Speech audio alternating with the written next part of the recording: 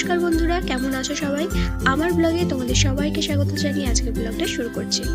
তো আজকে সকাল সকাল স্নান করে রেডি হয়ে নিলাম একটা জায়গায় পুজো করাতে যাব বলে। কোথায় যাব, কেন যাব, সেগুলো তো তোমাদেরকে ব্লগে পুরোটাই শেয়ার করব। তো তোমরা প্লিজ লাস্ট পর্যন্ত ভিডিওটা দেখতে থাকো। আমি আর ও দুজন মিলে রেডি হয়ে বেরিয়ে পড়লাম বাঁকুড়া জেলার সোনামুখীতে এক মা কালীর মন্দিরে পুজো দেব বলে। আমরা এখন রাস্তায় আছি, আর চারপাশে দেখো কত গাছপালা।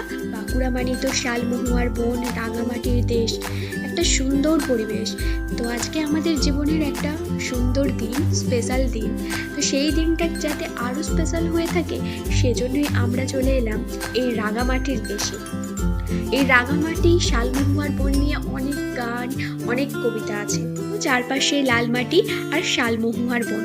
সকাল সকাল এত সুন্দর একটা পরিবেশে আসলে মনটা কার ভালো না হয়ে থাকে বলো? আমার তো মনটা পুরো আনন্দে ভরে গেল, খুব ভালো লাগলো। তোমাদের কেমন লাগলো?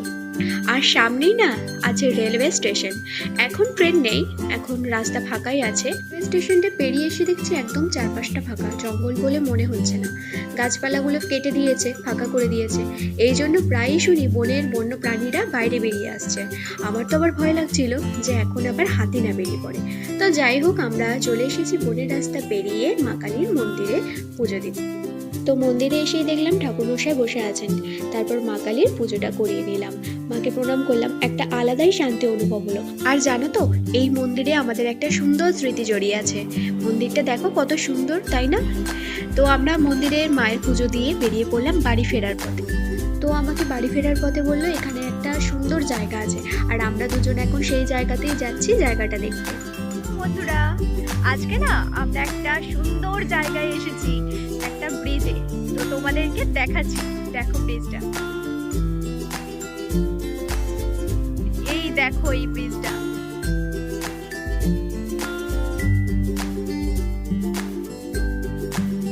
এই ব্রিজটা না পুরোটা লোহার তৈরি, আর রাস্তাটাও ভীষণ সরু। ছাগলগুলো কিভাবে যাচ্ছে দেখো। ওরা মনে হয় এইদিকেই প্রতিদিন যাতায়াত করে, সেজন্য ওদের অভ্যাস হয়ে গেছে। আমার তো প্রথমে দেখে এটাকে ভয় লাগছিল, কারণ একদিকে জল আর একদিকটা একদম সেই খাতের মতো। এতক্ষণ ধরে আমি দাঁড়িয়ে দাঁড়িয়ে সব কিছু দেখছিলাম, চারপাশটা বেশ ভালো লাগছিল। এবার আমি যাচ্ছি এই ব্রিজে, দেখি কেমন লাগে। তো চলো। এই প্রথমবার ওর সাথে এই জায়গাটায় এলাম, আমার তো ভীষণ ভালো লাগছে। আর ও এর আগে দুবার এসেছে এখানে, ওর এই জায়গাটা খুবই চেনা। ওই আমাকে তো নিয়ে এলো। এতক্ষণ ধরে আনন্দে এগিয়ে চলে এলাম এতটা, এরপর আমি আর কোনো দিকেই তাকাতে পারছি না। আমার তো ভীষণ ভয় লাগছে গাইস এখানে। আর একদম দাঁড়ানো যাবে না। ওকে বললাম চলো, আমি আর এখানে দাঁড়াতে পারছি না, কারণ আমি কোনো দিকে তাকাতে পারছি না। একদিকে জল, একদিকে এতটা নিচু, আমার ভীষণ ভয় লাগছে। কেমন হচ্ছিল আমার, ঠিক নাগরদোলায় চাপলে যেমন হয় সেরকম হচ্ছিল।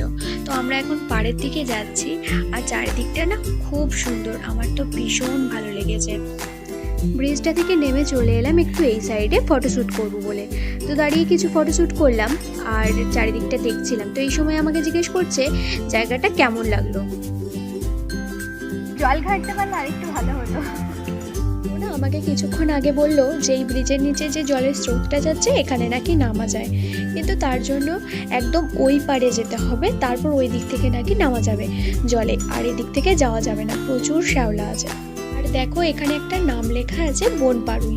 আমার মনে হয় এই জায়গাটা বা ব্রিজটার নাম এটা, আমরা ঠিক জানি না। তো দেখো জলের কালারটা খুব সুন্দর, গাছের ছায়া পড়ছে, আরও ভালো লাগছে। আর ব্রিজটাও খুবই সুন্দর, আমি প্রথমবার এখানে এলাম, আমার তো ভালোই লাগলো। এখানে পরিবেশটা না খুব সুন্দর। আর তোমাদের কেমন লাগলো সেটাও কিন্তু আমাকে জানাবে। এবার হয়ে গেছে বাড়ি ফেরার সময়। তো চলো এবার বাড়ি ফেরা যাক। তো বেরিয়ে পড়লাম ওখান থেকে বাড়ি ফেরার রাস্তায়। আজকে সুন্দর দিনটা আরও সুন্দর হয়ে গেল এই সুন্দর সুন্দর জায়গায় গিয়ে। প্রথমে মা কালীর দর্শন, তারপরে এত সুন্দর একটা ব্রিজ দেখলাম। তো বন্ধুরা, তোমরা এই শালমহুয়ার জঙ্গলে কে কে এসেছিলে অবশ্যই আমাকে কিন্তু কমেন্টে জানাবে, আমার এতে খুব ভালো লাগবে। আর যারা আসেনি তারা অবশ্যই একবার এসে এখানে ঘুরে যাবে। আজ আজকে না আমরা দুজন মিলেই উপোস করেছিলাম মা কালীর পুজো করাবো বলে। তো সকাল থেকে খালি পেটে আছি আর এতক্ষণ ধরে ঘোরাঘুরি হলো, প্রচণ্ড খিদে পেয়ে গেছে, কিন্তু রাস্তায় তো একটাও দোকানপাট নেই যে কিছু কিনে খাবো, পুরো ফাঁকা রাস্তা।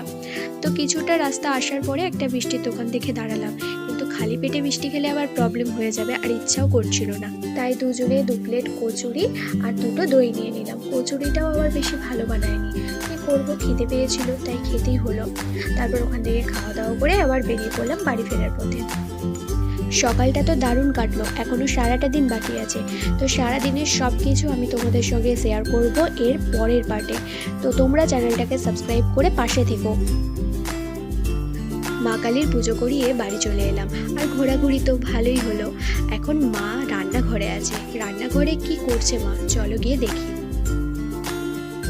দেখো মা এখানে এখনো রান্না করছে, রান্না তো প্রায় কমপ্লিট।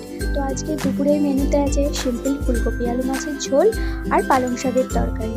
তো বন্ধুরা, আজকের ব্লগটা আমি এখানে শেষ করছি। যদি ভালো লাগে ভিডিওটাতে একটা লাইক করে দিও আর অনেক অনেক শেয়ার করে দিও। তো দেখা হচ্ছে পরের ব্লগে, টাটা।